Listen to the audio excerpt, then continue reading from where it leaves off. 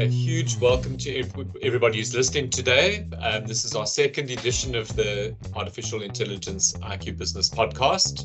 And today we've got a guest joining us all the way from Spain. So really looking forward to Dr. Gizelle Williams and what she has to share with us. But I think before we get into that, Josh, if you can just take us through some of the happenings since the last podcast and some of the things that we can look forward to on the calendar. So we have a few events coming up. It's quite exciting. The first is an upcoming AI and wine event, which is an opportunity for us to invite some clients over, come over to our offices and have some great wine, I hope, as well as discuss AI and the potential, sort of transformative potential it has, and really get the sort of conversation going in that regard. So that's an exciting event that we're looking forward to. We also plan on hosting a variety of workshops following that event. The sort of full agenda is something Tim and I are putting together at the moment, but it's probably be around 5 or 6 workshops that will sort of cover in sort of scope much about introduction to AI and generative AI, as well as practical use cases around using LLMs to sort of supercharge businesses and accelerate and augment sort of potential. We also have an upcoming COI, a community of interest event happening in the next week. And the topic there is around sort of practical tips around using large language models like ChatGPT, focusing on how you can get a better result out of it using efficient prompt techniques such as prompt engineering. So it's really about sort of how can we, as end users ourselves at IQ, use these tools effectively. So yeah, those are some of the events on our radar. Right, Josh, that's fantastic. And the AI and wine event is scheduled for the 5th of October, but we will publish after the podcast just a calendar of all of these events. And please, we just encourage you to step forward. It's really exciting to have people from different domains contributing into the AI space. We really do see this as the next big platforming. So it's something that's going to invariably impact all of our domains, regardless of where we are. So we'd love to have you on the pod. Okay, great. So it's our pleasure today to welcome Dr. Gizelle Williams. Dr. Gizelle Williams has a history with IQ Business. She and Naeem Sadat were business partners in Kryptonite. And today we're going to be talking about emotional intelligence as a part in artificial intelligence, or more specifically, Gizelle's going to be talking about it, and we're going to be asking her some questions. Dr. Williams, can I hand over to you? Will you introduce yourself? Thank you very much, Tim and Josh. Thanks for having me. It's a real pleasure for me to talk about this topic, and it's a real passion point for me. I've worked in the area of emotional intelligence for a long time. So as an organizational psychologist in South Africa since about 2002, when this topic of emotional intelligence started only just popping its head out in the corporate world, that's when I kind of got involved with this particular topic. And from my kind of recent observation, also a little bit about the studies that I've done around the digital world, artificial intelligence, and how the world is changing. And from my personal experience, I really realize that we need to revisit the topic of emotional intelligence, since it becomes even more important in this world of artificial intelligence. So it's a real pleasure for me to chat to you today about this. Now imagine a world where our devices anticipate our needs. Our cars drive themselves, and robots assist us in our daily tasks. In this world we find ourselves in today, which, that kind of scenario isn't very far off.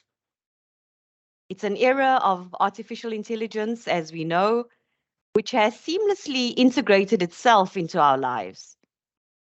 But as we revel at the marvels of AI, we must also reflect on how it is transforming the way we connect with one another. And I think that is the crux of where EI finds its way in an AI world. It's this connection of humanity. So the rise of AI technologies has been nothing short of revolutionary. Yet as we marvel at the capabilities of AI, we must not overlook the profound impact that it has on our emotional lives. We stand at a crossroads of an era where emotional and technology realms certainly do intersect. And if we don't consciously and deliberately think about how we create harmony between the two, the dance between humanity and AI will be a disaster. So we all know the story of the industrial revolutions, how we are sitting at the crossroads of the fifth industrial revolution.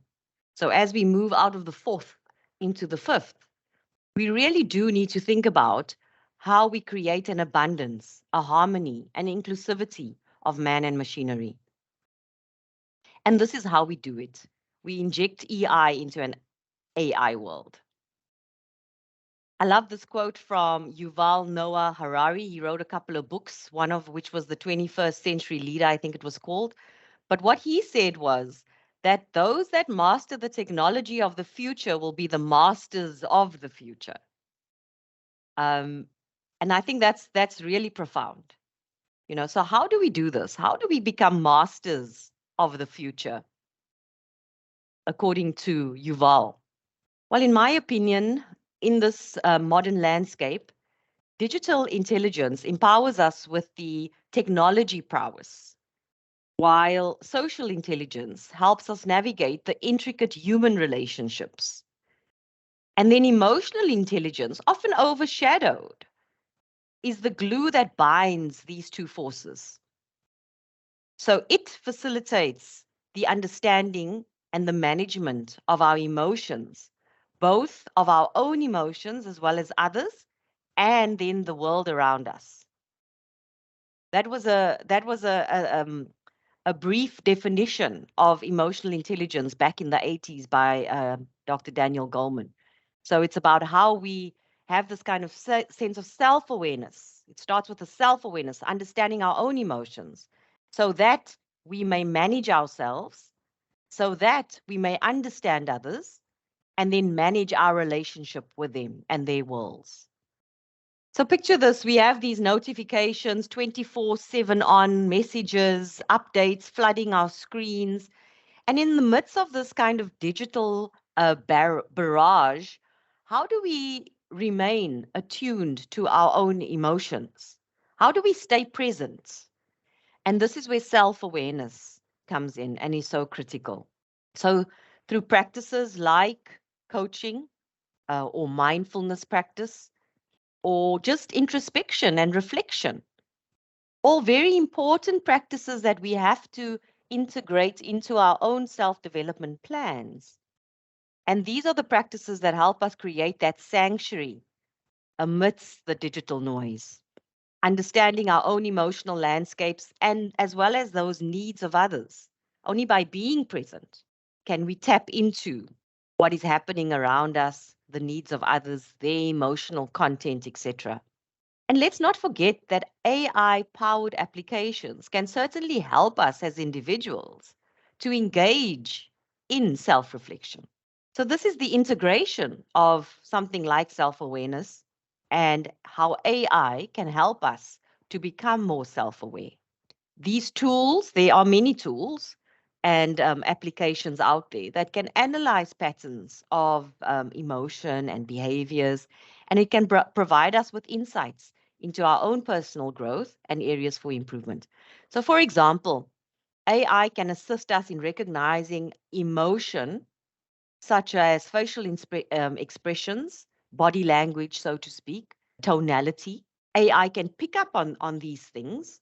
AI can pick up on text, on meaning in text, and through that help individuals to better understand their own emotions as well as the emotions of others. Also, AI-driven platforms can offer personalized recommendations for self-care and emotional well-being based on the individual's preferences, their emotional states, etc. So certainly, how do we master the technology or use the technology to master the future? Back to what Yuval said. We use the AI, we integrate it into our lives, and we help ourselves to become more self-aware using AI tools. Another very important behavioral competency is empathy and compassion, critical in an AI-mediated world. So empathy, which is the bridge that connects us to the feelings of others, is in danger of eroding in the face of technology. But it's precisely in this digital realm that empathy becomes crucial. Will AI truly understand human emotion? I doubt it. But AI can certainly analyze contextual information in conversations to help people respond more empathetically by considering the speaker's emotional state and circumstances. Now, the example of where we can use AI to help us be more empathetic. So it's our responsibility to cultivate empathy and compassion, fostering connections even in the virtual sphere. By putting ourselves in another's shoes and recognizing their emotional states, we can bridge the emotional gap brought about by technology. A third important behavioral capability is this thing called active listening. And it sounds obvious and simple. But in a world dominated by AI-generated content and instant messaging, the art of active listening has been sidelined. But real understanding blooms when we truly listen. Leveraging technology again to enhance the skill can lead to more meaningful interactions where the person on the other end actually feels genuinely heard. And technology can enhance our active listening skills, such as using voice recognition tools, for example. We can maintain meaningful conversations. And then a fourth behavioral competency so important in the digital world of work is building rapport. So, like you and I are on a virtual medium here, but the cornerstone of our interaction is still the need to build a rapport up front.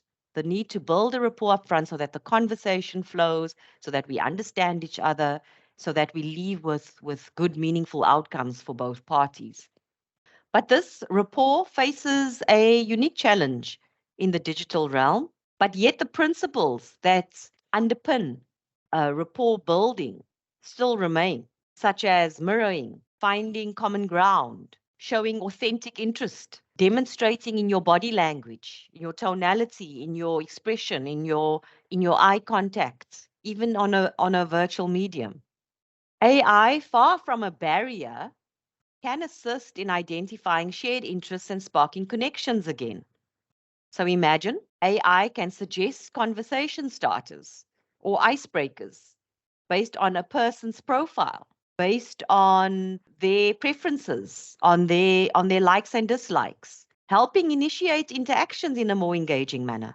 So you can prepare to build rapport in a conversation with somebody you've never met before using AI tools. So as artificial intelligence permeates our relationships, we must find the balance. And the onus is on us to find that harmony, that balance. We must judge and juggle the emotional connections that make us human with the digital connections that AI facilitates. And this requires a skill in adaptability, understanding virtual cues, and the skill of discerning when to offer human warmth and support amidst automatic interactions. Our ability to self-reflect, to empathize, to listen actively, and to build rapport will be defining factors in our journey as we move forward into this digital world. And as technology accelerates, so must our pursuit for emotional growth and personal growth. And in this journey, we're not alone. We are all pioneers. We are all navigating this journey for the first time. We are all chartering new territory where the paths of technology and emotion intertwine.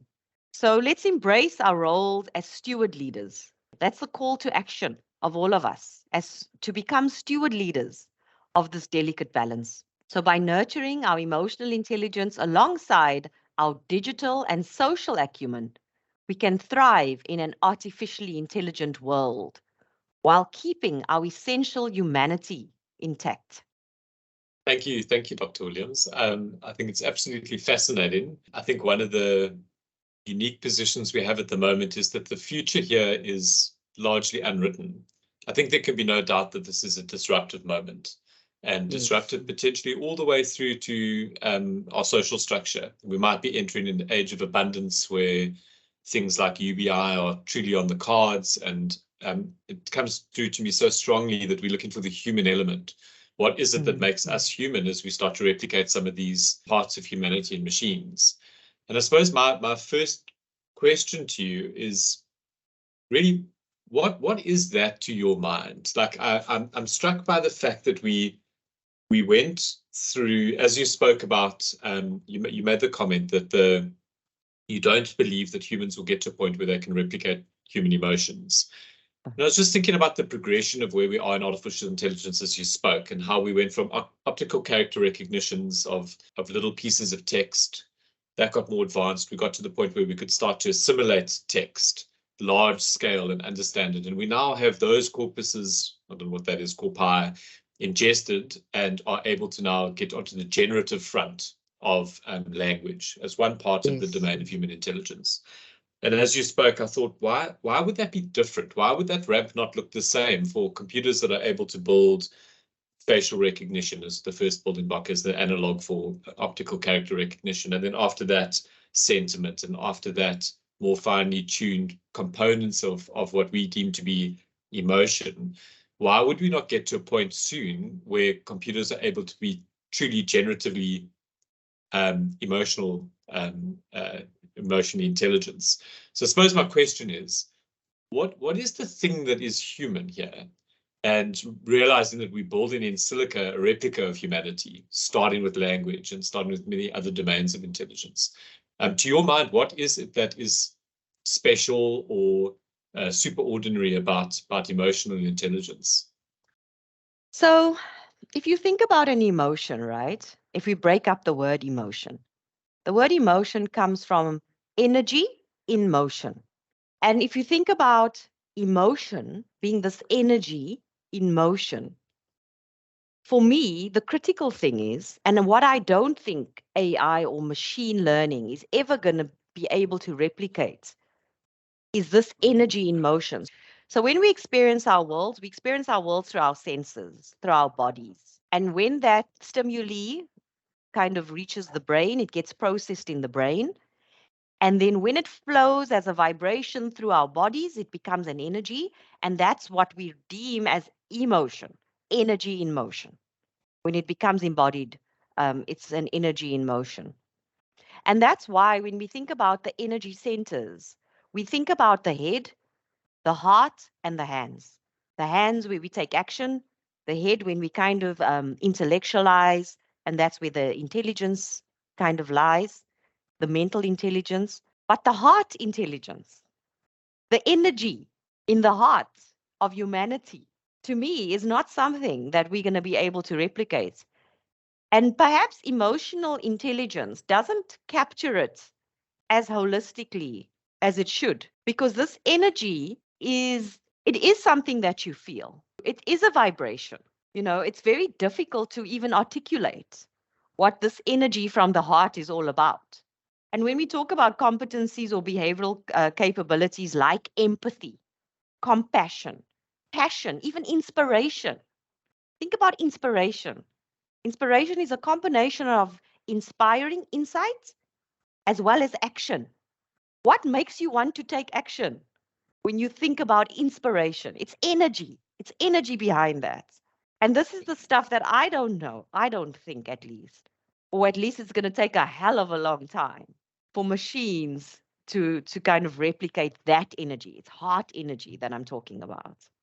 I certainly hear you on the self-awareness side. I think the impulse that comes from being self-aware is something that feels uniquely human. And I think that is certainly an area in AI where the jury's out, whether or not we can ever create real sentience, whether or not, although I see that some of the researchers at OpenAI are saying that the latest models that they have are exhibiting low levels of self-awareness, which I think is horrifying, but that's what they're saying.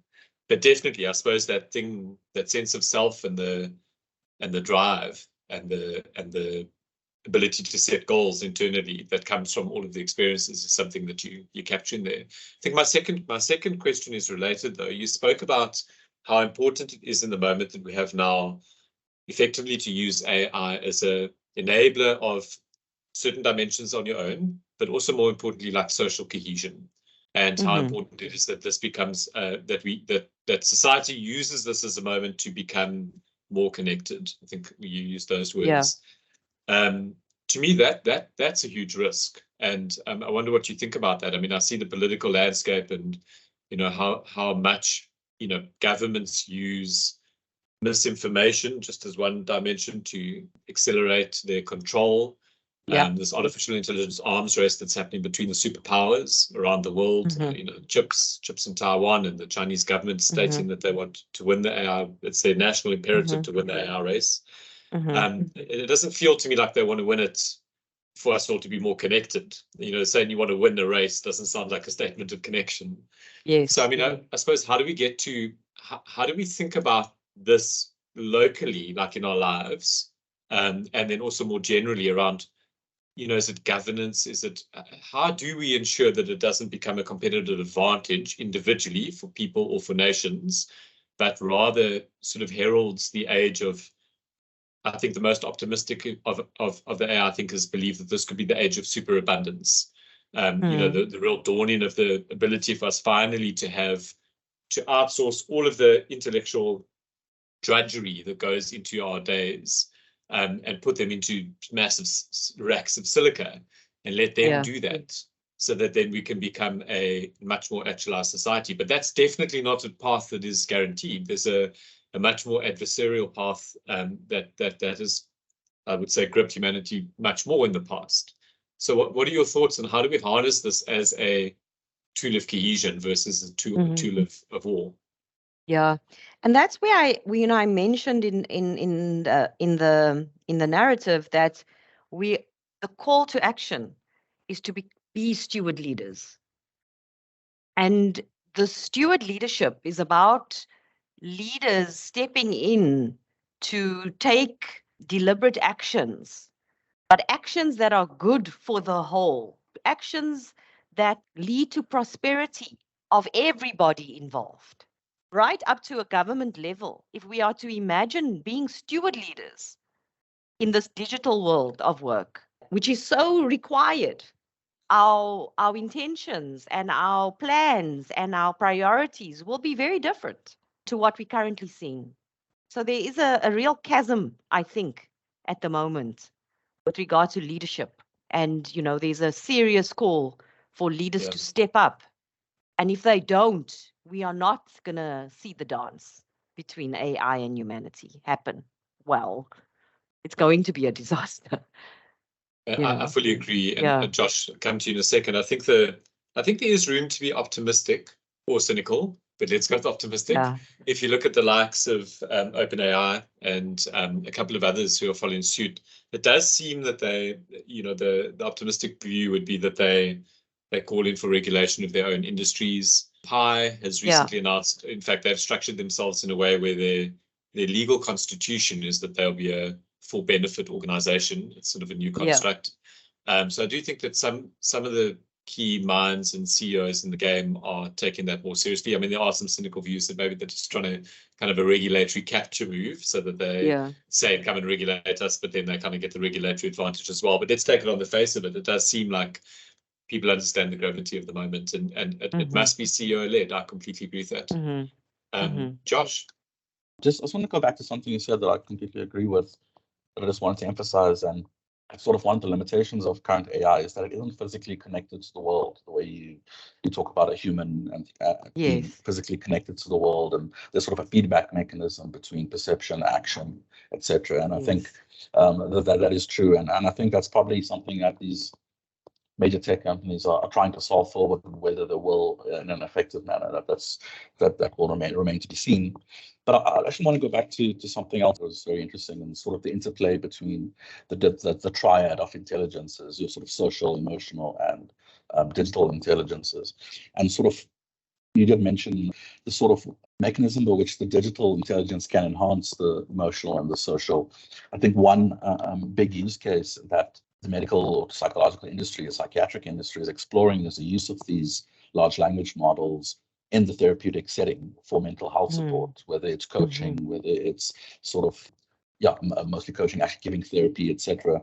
And it sort of takes me to an article, and this is my question to you. Came across an article recently in Nature that talked about a emotional support chat service that was open in the US that used GPT. Humans use GPT to formulate the responses to individuals who are asking for sort of emotional support and help. And what was interesting was that they initially found through their research that people found the GPT-generated responses more sort of empathetic or more helpful than the human of course, these are perhaps not as well trained individuals in these hotlines. Users rated the GPT responses better, but once they found out it was AI generated, they backed out. Which is very interesting. And for me, my question to you is, for me, that shows sort of a potential limit or bias of humans in sort of the way how accepting we are to technology, even if it is able to provide us with some benefits. How do you think we as humanity will be and are addressing the sort of uncanny valley, if you will, a sort of a uncomfortable experience we can have with an AI, even though it is sort of beneficial, can be beneficial, just by virtue of it not being flesh and blood? You know what I mean? I think that's a bias that perhaps will become. So that's sort of my question to you. How do you think we navigate that? Again, I feel that what's important is that heart-mind congruence that is so critical. And that only comes about by human-to-human connection. That's why I think there's such a need to kind of balance the two, to integrate AI into our humanity, to integrate AI into our lives and not have it take over. So no, the AI shouldn't be taking over the very deep, emotionally driven, psychological conversation.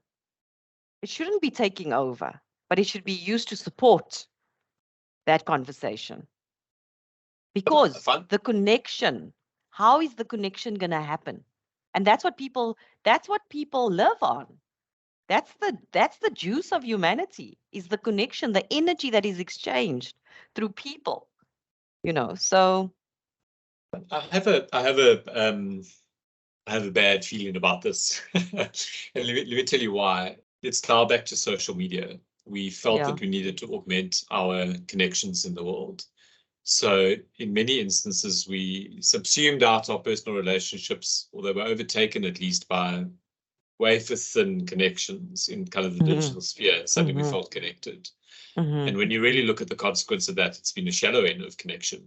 Lots of people have spoken, and lots of work has been done even around getting off Twitter and getting off Facebook, and just kind of the digital diet as a way of reconnecting with humanity. And as you speak about where we are now in the moment and using these tools to supercharge our abilities to connect, the thought that comes to my mind is, like, where would that leave connection? So, a person who has harnessed this AI tooling, and maybe you can flesh this out for us a bit, but imagine I sat here and I had a digital assistant running through a facial recognition algorithm saying, sure, I noticed the micro expressions there. Gizelle has actually found the sentence you said in the second minutes of the podcast really jarring. I came back to you and said, Gizelle, I just need to apologize about that.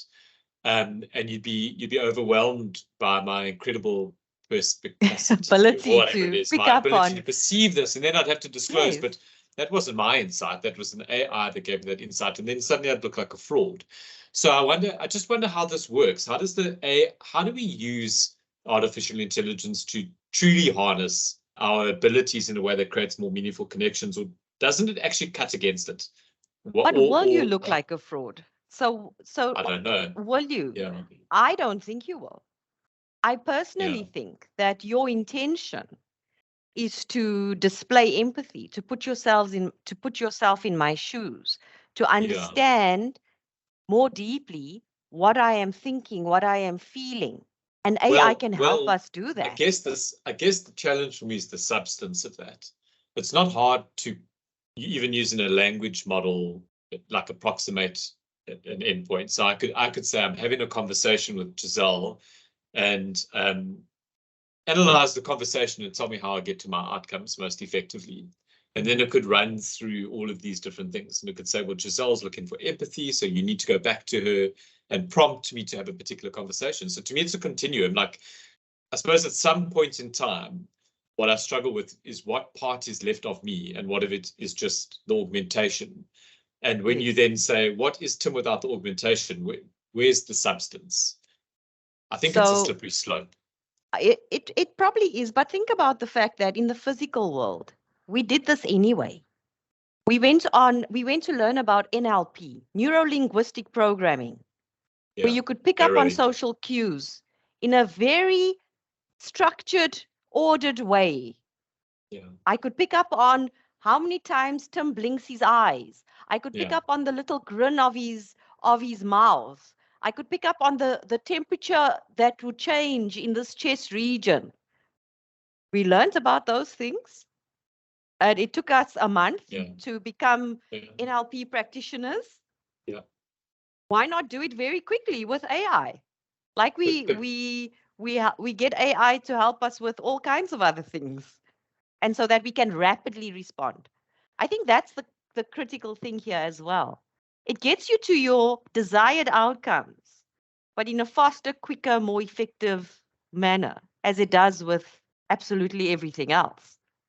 And I suppose the critical factor doesn't change. So, I mean, I completely agree with that. And I think it's inevitable, by the way, that this will happen. But I think the critical thing here is true intention. Intention. You know, as you started speaking about NLP, I remember like a bunch of my friends at the time, and I disclaim I was not one of those who was using NLP to date women, mirror them, and all sorts of trickery, and you know, up their success rates incredibly. But you know, as soon as you disclose those tricks, you look like a fraud. You know, suddenly you just look like a dork who's trying to like trick people into certain things. But that's all about stating what your real I suppose your intention was, and that authenticity.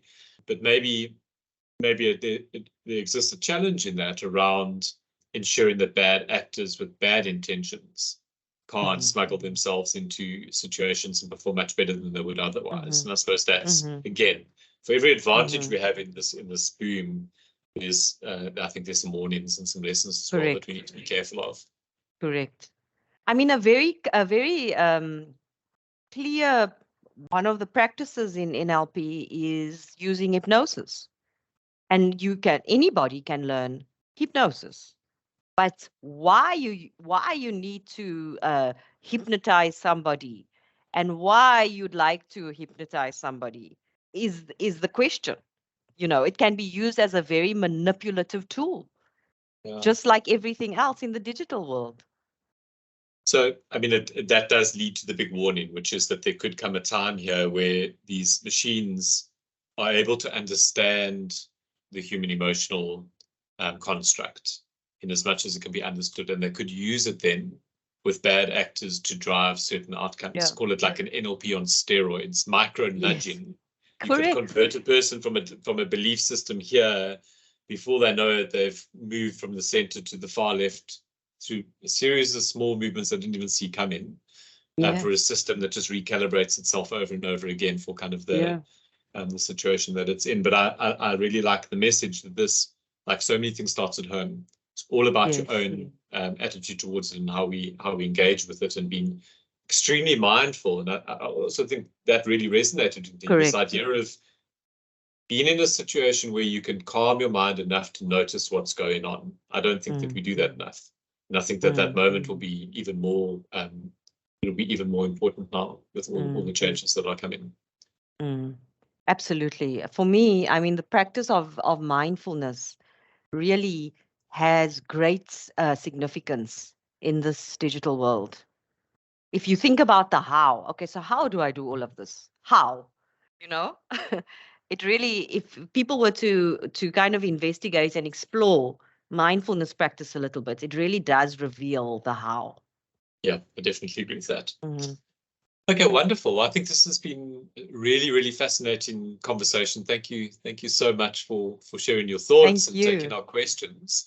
We're going to move on to another section now, which is to bring it a little bit more back home to IQ Business and to our consultants and their daily the daily application, the way they look at it. It's so easy for these conversations to become big because it is so big. But maybe we can just think about sort of as we wrap up, like what are the messages we can land for people in organizations right now as they look at this?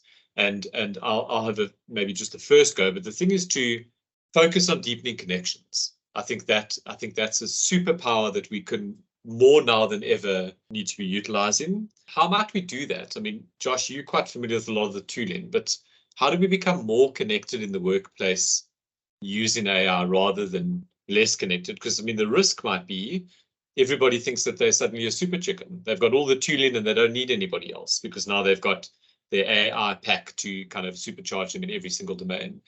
What advice can we think of to ensure that we drive the connection theme to start with internally? It's easy to ask the question. You have to answer it.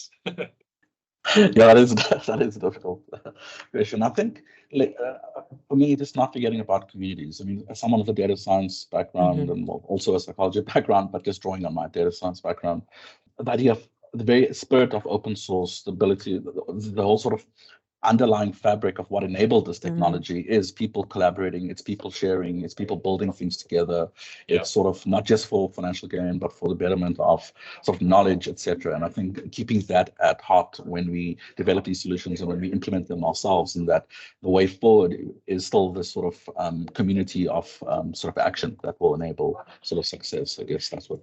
So if we've got people in the organization right now who want to participate in some of the tooling that we're playing around with, Josh and I have been building some really exciting stuff, addressing the value chain in HR, looking at automating a lot of this using large language models, stringing it together in Zapier and other things. Can I extend the invitation to say that anybody who'd like to plug into our repository, see the code, see the demos is very welcome to step forward and we start to harness some of that collective connected intelligence. This is an open invitation. It's an action that we can take right now. We'd love to see more people participating, and don't be intimidated by the coding. You can pick up some of the Python, and a lot of it is almost no code. So it's much more about the conceptual thinking, and what we need is people to bring their client problems to us. What are the challenges that you face in your daily work? How can we help? How can we help with that? The more we connect on those fronts, the more we can build solutions that really matter. I think that's a great one. Yeah. Certainly. And I love that deliberately building a community where people can ask questions, they can share, they can share their experiences and learn from each other. So this kind of learning from each other, when we talk about the kind of modern learning organization, that's what's going to kind of steer us and power us together into this new world. I definitely agree. The concept of empathy and us using AI tools to enhance empathy, I found this really fascinating. I think that empathy is probably one of the emotions that's most overlooked in the workplace, and it's one that's diametrically opposed to the workload. So the more busy a person is, and the more single track minded one becomes and obsessed with your own outcomes, and the less space you have to empathize with others. And that really cuts against teamwork and abilities to produce more collectively as an organization. Just any thoughts on how we can use AI to harness, practically speaking, to harness empathy in the business? Yeah, I always like to think about empathy and compassion as kind of a duo. Because if you think about compassion, so empathy, putting yourself into somebody else's shoes and walking in their shoes, right? How do you do that effectively without compassion is always the question I have. So compassion for me is about, and the word compassion again comes from the Latin word or the Spanish word, now that I'm learning Spanish, compartir, which means share. So sharing, I don't know the answer to your problem, but I can certainly share your burden with you. I can certainly support you and help you out, even if it's just me just listening to you. In that way, you're sharing with me your problem, your issue, your burden, your struggle. And through this sharing, through this compassion, it enables us to empathize, to be more empathetic. So the two for me really just go hand in hand. And I demonstrated that when I spoke about empathy, because empathy and compassion is so critical together. Like, I don't believe that you can do the one without the other. So how do we enhance empathy and compassion is then the question. And how does AI help us to enhance empathy and compassion? How would AI help us to be more empathetic and compassionate? And I Do you think we think there spoke could about be? this before. Yeah, I mean, it's a Yeah. provocative question. I wonder whether or not things as basic as better scheduling and time management and understanding productivity insights in an organization would free up space for this. Yes. And that's not the first cut, because, back to the idea that when you're just super busy, you don't have the time to think about yourself, let alone other people. So maybe that's the first step on the ramp, is to harness productivity tools in organizations, stay away from endless meetings, understand how we can use intelligent automation to, manage time better. I mean, that's the first thing that comes to my mind. Yes, and I think, respecting the boundaries or drawing boundaries, having the technology reflect the boundaries, and then kind of respecting that. So the rules of engagement are able to be developed in a digital world using technology to define those boundaries, to structure those boundaries, etc. That's a good example, Tim. Absolutely agree with you. Yeah. And I think that cuts into, it was a pre-AI imperative. Now it's just more important. Yes. And that's the other thing. Pre-AI, if you were to take a cross-section of the workforce, how many people were truly empathetic and compassionate? Pre-AI. It was always something that we struggled with. It was always part of the leadership development program to build and develop empathy and compassion. It was always something that didn't necessarily come easily to a lot of people, and it was a learned skill. And I think it continues to be even more so than before. Yeah. Definitely agree with that. Yeah. Okay, wonderful. I think it's been an absolutely fascinating chat. Thank you again for your time. Really, really appreciate it. It's probably the most important dimension of everything that's going on right now, is preserving our humanity, understanding what it is, what our humanity is, and making sure that we don't lose that in this coming wave in our workplace, in our day-to-day lives, and then ultimately in society more generally. So I think probably one of the most important conversations we can have. Thank you. Yes. Thank you. And Thanks, you too, Josh. Thanks a lot. Thank you.